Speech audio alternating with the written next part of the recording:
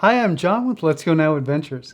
Each week, midweek, we'll be releasing a camping quick tip video. These videos are designed to give you the information that you can use now to get ready for the upcoming camping season. Today's video is all about light. When you're camping, you're going to need light. It gets dark out there. There are two different kinds of lights I use while camping: floodlights and spotlights. Spotlight type lights are flashlights and headlamps and direct a lot of light in one direction, and that direction is dictated by the person who's holding the light or wearing the light. And I'm going to cover those in a different video. Floodlights are lights that light an entire area, typically a 360-degree area.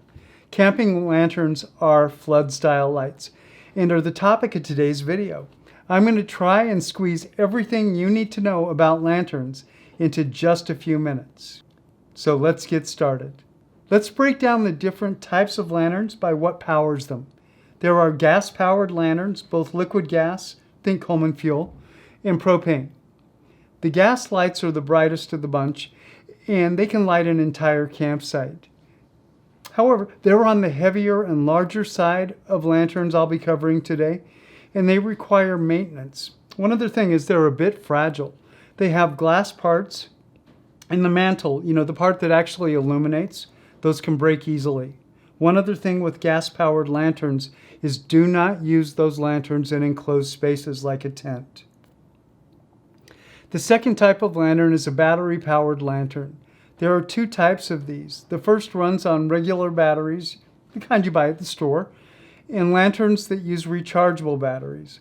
Rechargeable batteries can be used over and over.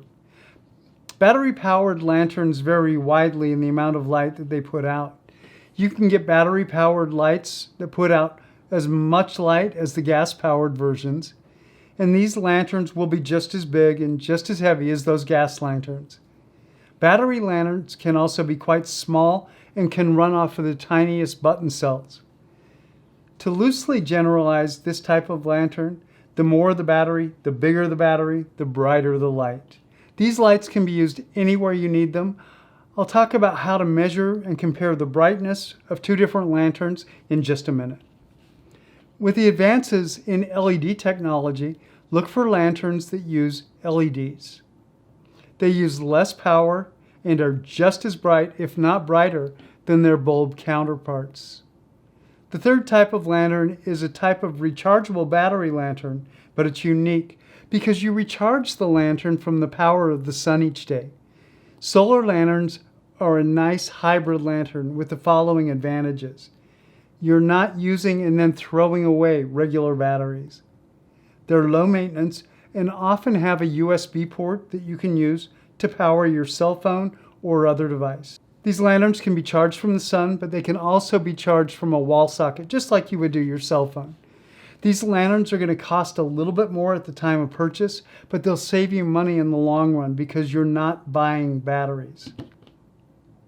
I've talked about what powers the lanterns, but how do you decide between two which one to buy?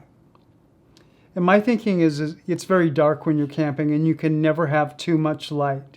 So if we're comparing, for example, two battery-powered lanterns and are trying to decide which one to buy, we want the one that's the brightest or puts out the most light. The brightness of a light is measured in lumens. Lumens is a measure of light intensity.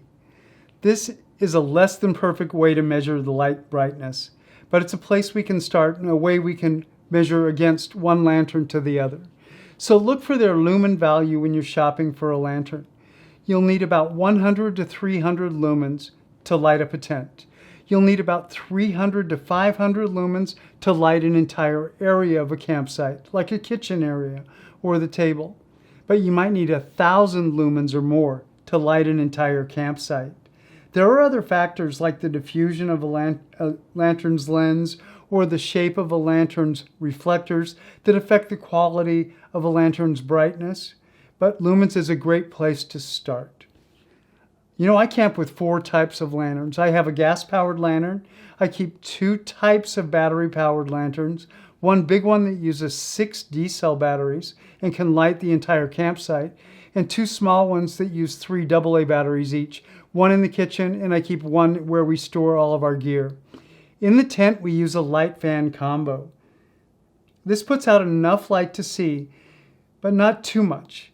But if we want to read or play games in the tent, we'll just grab one of the smaller ones and bring that in. You know, if I could only take one lantern with me, or I was just getting started and I could only afford one lantern, it would be this one that uses the 6D batteries, because it can light the entire campsite. You can never have too much light.